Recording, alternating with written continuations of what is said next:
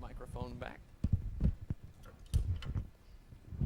I think it works better up here than down here. So Psalm chapter 58. Psalm 58 is where we'll begin.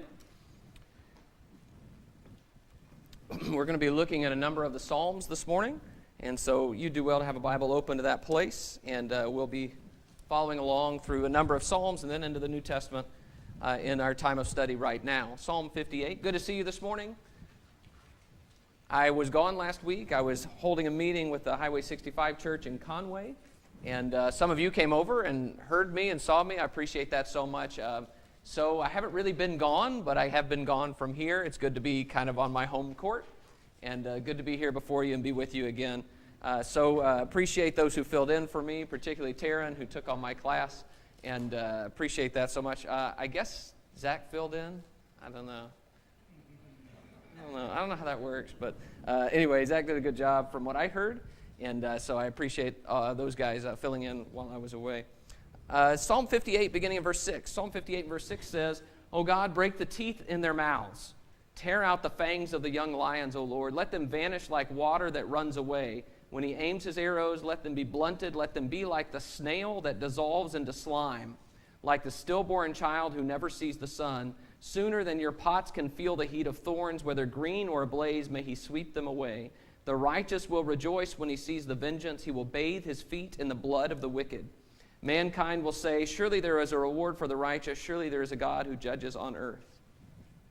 Welcome to Q&A morning. We have a question that stems, as you can see, from a very, very challenging and brutal and ugly text. And so I want to get up and get the remote so that I can show you what's on the PowerPoint. There it is. So I've been asked a question based on this text and a number like it that I think will be worth our time. I had planned on having two questions this morning for our Q&A morning, and this one became bigger and bigger and bigger, and so I decided we're just going to have this one question. And the question is, it's phrased this way: do the imprecatory Psalms contradict Jesus' teaching on cursing? And imprecatory is a word used to describe Psalms like this, Psalms that have a curse in them. Okay, so you can see in this text that there is a call on God to punish or harm certain people. That's what cursing is. The word imprecatory is just a big long word that means cursing. Okay, so the Psalms that have cursing in them, do they contradict Jesus' teaching on cursing? That's the question. And the idea is, how do we understand and put these two things together? Some people, including some of the versions of the Book of Common Prayer that's used by the Anglican Episcopalian churches, they have eliminated these Psalms from the public reading. They don't read what I just read publicly, and they say that's unworthy of what's in the New Testament. So they seem to see a kind of contradiction between what's in the Psalms and what's in the New Testament. And that makes us nervous, right? How do we understand? Is there something in the Old Testament that we say, you know what, that's not really worth our listening? It's not in the right spirit? So we have a question here about how we understand these two things. Now, strictly speaking, an imprecatory psalm is a prayer. In fact, all curses are prayers. We are asking God to do something, and they are requests made of God, but they're a particular kind of prayer. And so I want us to think about and look at this question. Now, there are a number of psalms. I counted 12 that have curses like this in them. You'll probably find more because sometimes there are little statements within a psalm. This is sort of a more extended section. You can see that. We got like 5 or 6 verses here all in a row. So those are the ones that we're going to focus on more this morning. But I want you to see that most of these psalms take a particular shape. Okay, first of all, they describe wicked people. Okay, so look in verse 3 of Psalm 58. So verse 3 says, "The wicked are estranged from the womb. They go astray from birth, speaking lies. They have venom like the venom of a serpent, like the deaf adder that stops its ear, so that it does not hear the voice of charmers or of the cunning enchanter." All right, so you have a description of people who are awful, and they're doing awful things. They're speaking lies. They go astray from birth. Okay, and he likens them to snakes. And so there you can see how that would be a picture of the evil they would do and the harm they would do to others. So then, these psalms usually call on God to vindicate and punish. So there is always, in judgment, the idea that God's going to be on the side of the righteous person and punish the one who is wicked. So in these psalms, you have that dichotomy. Do something to them and do something good for the rest. So verse 6 of this psalm says, "O God, break the teeth in their mouths." Okay, so I think that goes back to the idea of the snake, the serpent, okay, that's going to try to bite. Okay, break the teeth in their mouths. And then in verse 6, another image, tear out the fangs of the young lions. Okay, so you have all of these ideas of they are going to hurt, but I want you to stop their desire to hurt and thwart it, and instead bless those who are righteous. Verse 10, the righteous will rejoice when he sees the vengeance. He will bathe his feet in the blood of the wicked. Now that imagery is just disgusting. I mean, it's hard for us to swallow the idea of bathing feet in the blood of other people. It's hard to see any good in it. And that's the reason why we have these kinds of questions like, wow, how is that in the Bible? How can that be a noble thought? But what I want you to see is, instead of just focusing on that language and how hard it is, I want you to see that what's really going on here is just the description of wicked people and a call on God to vindicate and to punish. So the real feeling is it is an oppressed people asking for judgment. Okay, calling out, God, help us, help us, help us. And sometimes that language is far more graphic than we would like, but that idea doesn't trouble us, does it? The idea of saying, God, help, God, take care of them and punish them. So let's look at a couple more. Look in Psalm 59, the next one over. Sometimes it's not even clear just what it is that this judgment or this punishment would be. So look in Psalm 59 and verse 11. Psalm 59:11, kill them not, lest my people forget. Make them totter by your power and bring them down, O Lord, our shield. For the sin of their mouths, the words of their lips, let them be trapped in their pride. For the cursing and lies that they utter, consume them in wrath, consume them till they are no more, that they may know that God rules over Jacob to the ends of the earth. Now, there's some trouble in that text. Did you notice it? First verse 11 says, kill them not. Okay, so it's not just about make them die. But instead, there's sort of make them totter, take them down, we might say. And then in verse 13, consume them in wrath.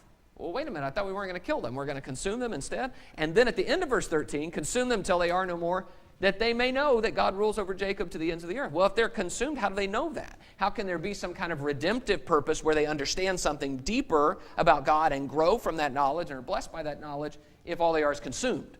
Okay, so you have, what I'm getting at here is the language is not very precise. It is instead more like what we would call is just an oppressed people asking for judgment. Help us, help us, help us. Take care of them, get rid of them. Maybe do this, maybe do this. You do what you feel is best, but we need something here. And so there is sort of I see almost schizophrenic in Psalm 59, these verses, because he's not sure what he wants, but he needs help. And so he's calling on God to get that help. Sometimes, though, there is a redemptive purpose. Look in Psalm 83 with me. Psalm 83.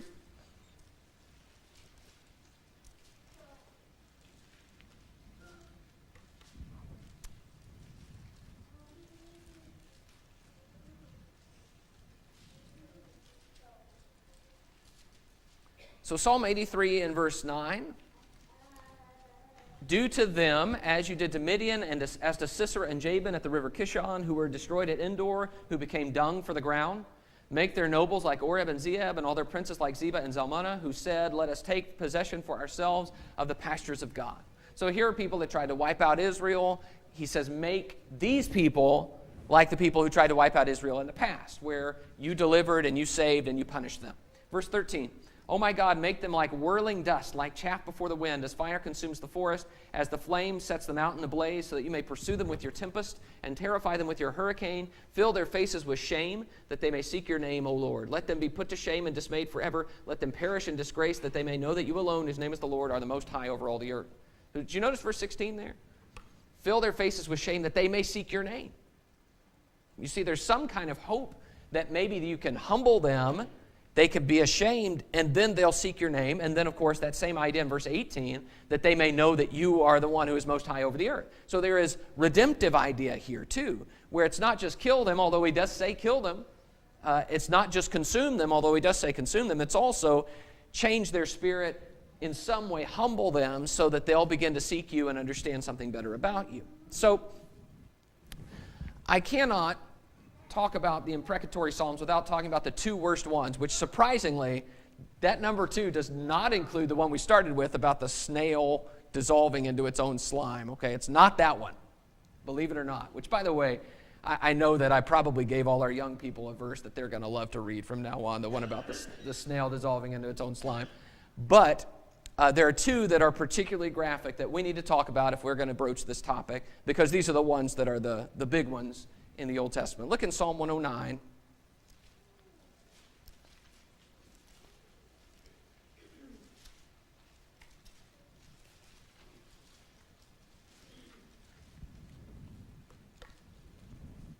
Psalm 109, and this is an extended reading. You can see, and you'll see it as we go along, how this is sort of an overkill idea. Psalm 109, beginning in verse 6.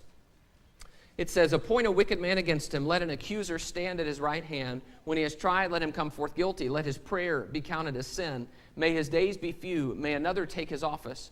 May his children be fatherless and his wife a widow. May his children wander about and beg, seeking food far from the ruins they inhabit. May the creditor seize all that he has. May strangers plunder the fruits of his toil. Let there be none to extend kindness to him, nor any to pity his fatherless children. May his posterity be cut off.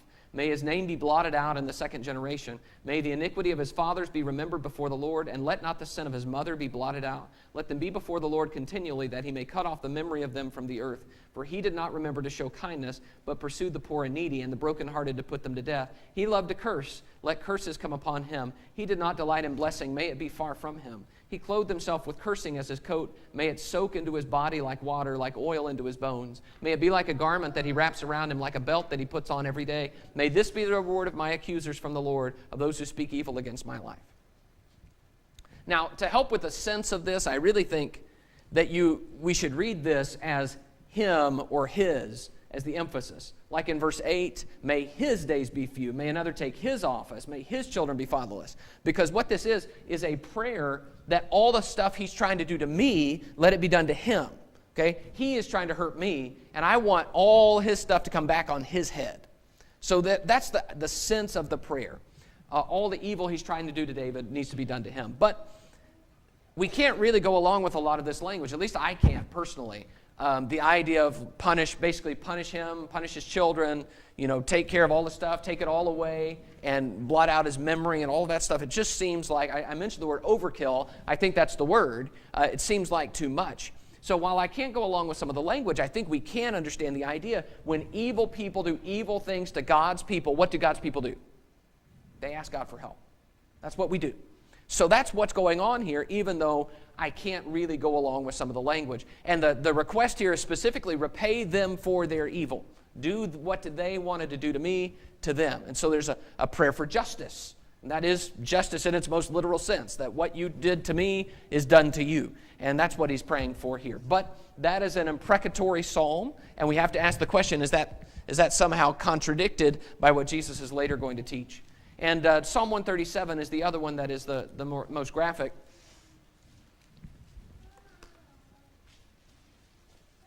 Psalm 137 is a psalm that appears to have been written in Babylonian captivity. We don't have an author to it, but it is later than most of the psalms because of that setting. But it's a psalm of a sorrow, a lament because of what's happened and them being in a foreign land. But Psalm 137 and verse 7, it says, "Remember, O Lord, against the Edomites, the day of Jerusalem, how they said, lay it bare down to its foundations. O daughter of Babylon, doomed to be destroyed, blessed shall he be who repays you with what you have done to us. Blessed shall he be who takes your little ones and dashes them against the rock." So this is a horrific idea that the Babylonian army, in coming and taking Jerusalem, took Jewish children and killed them, okay, graphically. And so now he's saying, or the psalmist is saying, boy, happy is going to be the person who does to you what you did to us. Okay, blessed is that one who takes your little ones and dashes them against the rock. Okay, so it is certainly a curse. It's put in the form of blessing instead of cursing, but it's blessing them for something awful happening to them. Blessed be the one who does an awful thing to you. So that's the idea of this psalm, and this is one that is particularly offensive to most people, and you can see why that is. It is, though, at heart, this same idea about repayment of evil and oppressed people asking for judgment. So I hope you get a feel for the imprecatory psalms. The imprecatory psalms have a give them what they deserve feel to them. They're asking God for help, but they often ask for God to help and intervene in violent ways.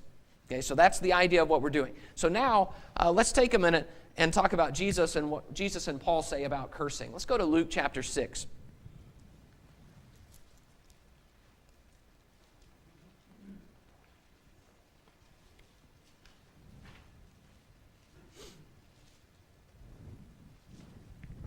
We're going to read here Luke 6, beginning in verse 27. Wait for everybody to get there. Luke 6 and verse 27 says, "But I say to you who hear, love your enemies, do good to those who hate you, bless those who curse you, pray for those who abuse you.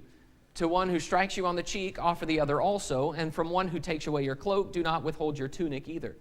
Give to everyone who begs from you, and from the one who takes away your goods, do not demand them back. And as you wish that others would do to you, do so to them." So Jesus teaches us to respond to the curses of others.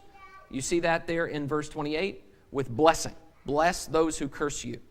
Now, I would say that the context seems to indicate, based on particularly Matthew chapter 5 and the context that surrounds Matthew 5, which is parallel to this, seems to indicate that the Jews were taking the eye for an eye principle from the Old Testament, which was a court principle. Okay, if I take away your ox, you get my ox. If I hurt your eye, you get to hurt my eye. But it was not a personal vengeance principle. It was a court principle. But people in Jesus' time were taking that and making it into a personal vengeance principle. So whatever you did to me, I get to do right back to you. And Jesus is saying that's not the way my people should be. Instead, when somebody hurts us, we return good for their evil in our personal situation. So what Jesus commands here, and you can see it in a lot of different forms, is that when people do something ugly or mean or evil to you, you respond with good things. You don't respond with vengeance just because you've been hurt personally. Jesus teaches his disciples that. And that is echoed throughout the New Testament. This is Paul in Romans 12 and verse 14. "Bless those who persecute you. Bless and do not curse them." Okay, so they do evil to you. Do not curse them.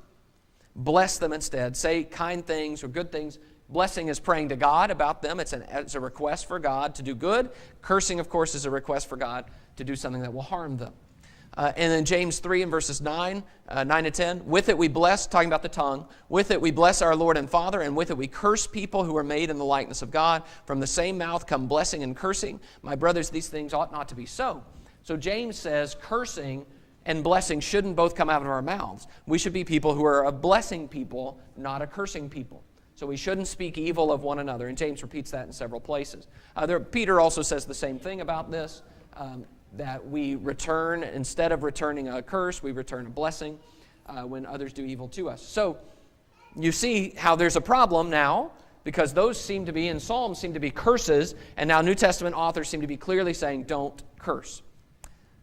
But the situation is a little more complicated than that. This is the reason why I only have one question this morning. The situation is a little more complicated because Jesus and Paul curse. Please don't take that to mean in the way that we use the word curse to talk about cussing, okay? Just using ugly words, okay? Although those things are related etymologically. No, Jesus and Paul pronounce curses on people, just like we have in Psalms. So let me show you a couple of places where that happens. You could see this, for example, in the language of the Imprecatory Psalms. This is Paul in 1 Corinthians 16:22. "If anyone has no love for the Lord, let him be accursed. O Lord, come." The anathema, maranatha combo. Okay, he says, if you don't have a love for the Lord, let him be accursed. That is not any different from what we've been reading in Psalms, is it? Okay, it's pronouncing a curse on someone who has no love for the Lord. But even if we or an angel from heaven should preach to you a gospel contrary to the one we preach to you, let him be accursed. Okay, so pronouncing a curse on someone who would come and preach a different gospel, purporting that it is the same as the gospel of Jesus. Paul says, curse them, which is, in the forms we've been talking about, a prayer to God. Okay, so you see how that's an issue. But Jesus does it too. Go with me over to Matthew chapter 10.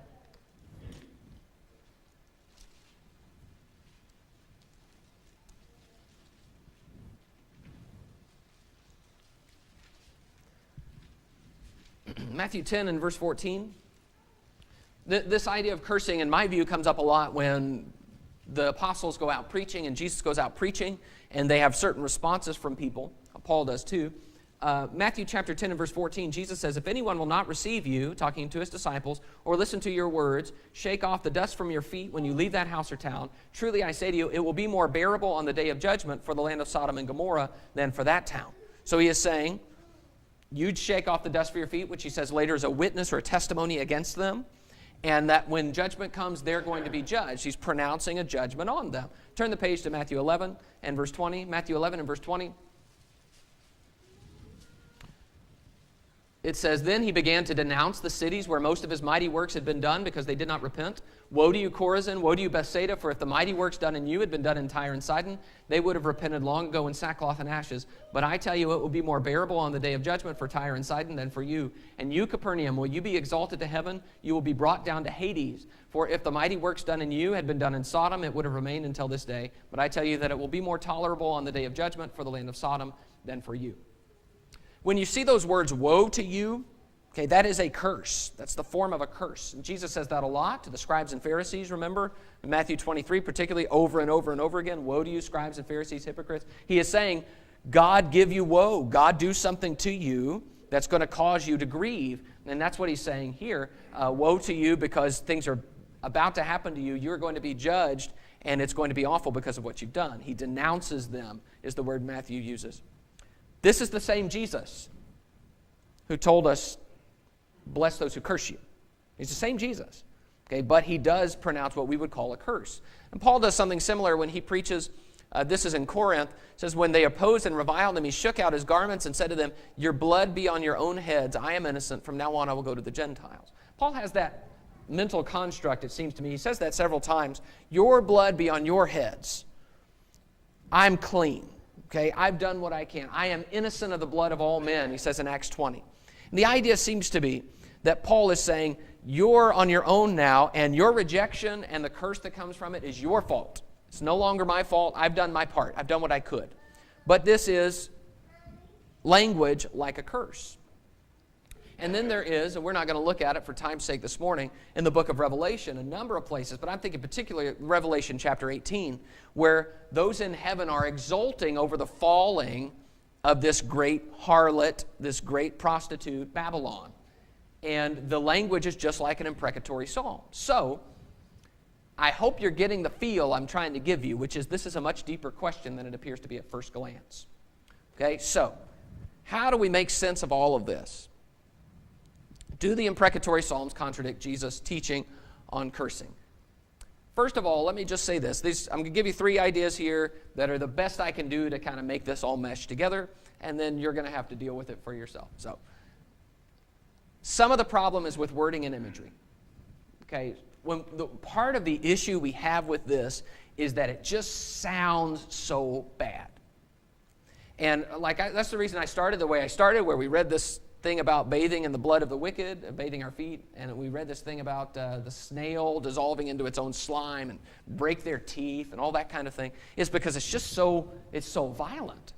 It's so harsh.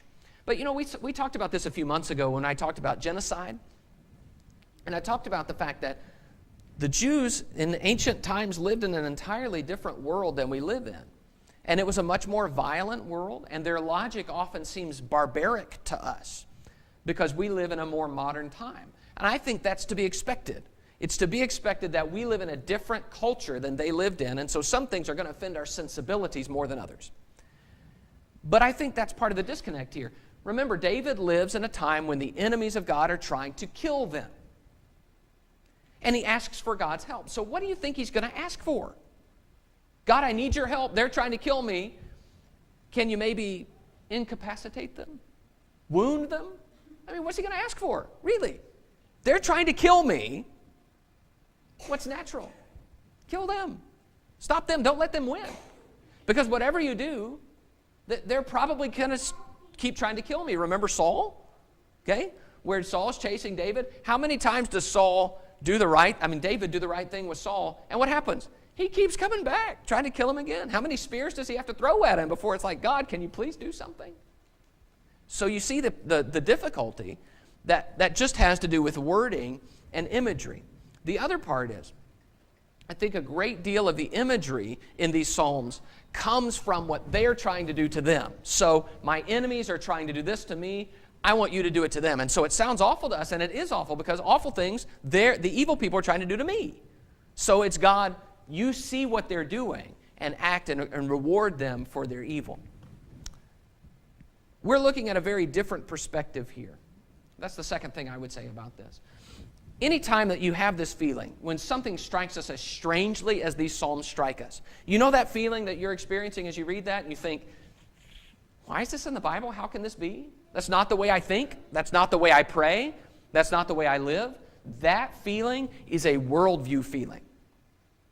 Okay? It's a feeling like they are looking at the world in an entirely different way than I am. And we need to pay attention when we have a different worldview than the biblical writer. Okay? Because it means that we need to reconsider the worldview through which we're looking at things. See, the worldview that he is talking about sees the world as good versus evil. Something is going to win and something's going to lose. Either good's going to win or evil's going to win. And for good to win, evil has to lose every time. And if evil wins, good has to lose every time. So this worldview cries out to God, don't let evil win. Right now, in my situation, with these people who are trying to harm me, I'm on your team. And I want you to see that that worldview is not just in the Old Testament. I want you to go with me to 2 Thessalonians chapter 1. 2 Thessalonians 1.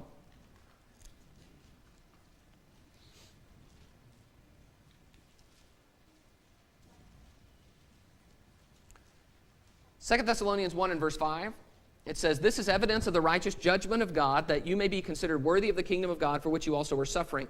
Since God indeed considers it just to repay with affliction those who afflict you, and to grant relief to you who are afflicted, as well as to us, when the Lord Jesus is revealed from heaven with his mighty angels, in flaming fire, inflicting vengeance on those who do not know God, and on those who do not obey the gospel of our Lord Jesus. They will suffer the punishment of eternal destruction, away from the presence of the Lord and from the glory of his might, when he comes on that day to be glorified in his saints, and to be marveled at among all who have believed, because our testimony to you was believed."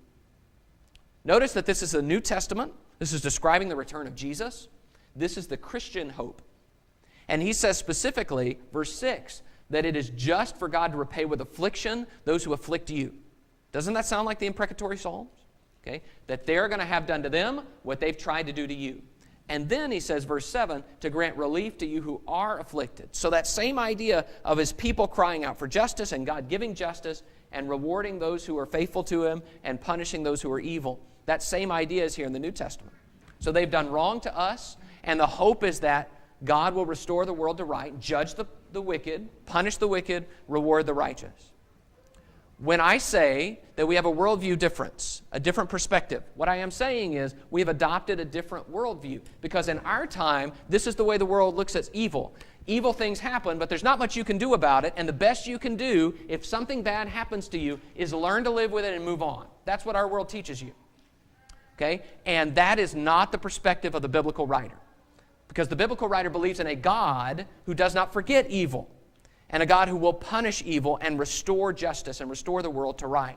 So looking to God for a justice we don't see, that's part of the perspective. And finally, and I think this is the key, the issue here is personal vengeance versus asking God's help. David cries out most of these Psalms. David is the king. David is a warrior. David is awesome. He can do whatever he wants, and yet he cries out to God for help.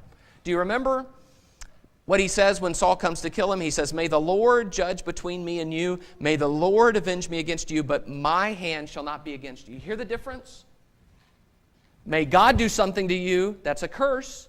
May God punish you. May God give me vengeance, but my hand shall not be against you. There is a world of difference in saying, I need God's help, God needs to punish you, and saying, God needs to punish you, and I'm the instrument, or God needs to punish you because you've done wrong to me.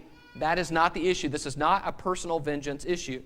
So Paul says in Romans chapter 12, "Vengeance is mine, I will repay, says the Lord." So we don't take vengeance, but we call on God for vengeance. And that's where Jesus' teaching fits.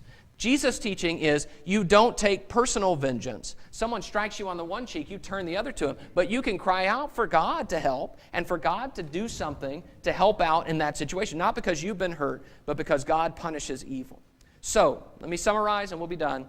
If curses are about God getting involved in our personal squabbles and our fusses, then we should learn to bless and not curse. But if curses are about God, telling God to preserve justice and notice evil, then we stand in a long line of people who have done that, including Jesus. So I don't believe these things contradict, but I do believe we need to pay attention to the idea that we don't curse people just because they hurt us personally. All right. Now, having said all that, I don't feel comfortable. You will not hear me praying, let them like snails dissolve into their own slime. Okay? I don't feel comfortable with some of the language, but I do believe it's always appropriate to pray to God to see and to judge the oppression of his people. Thanks so much for your attention. We'll be dismissed.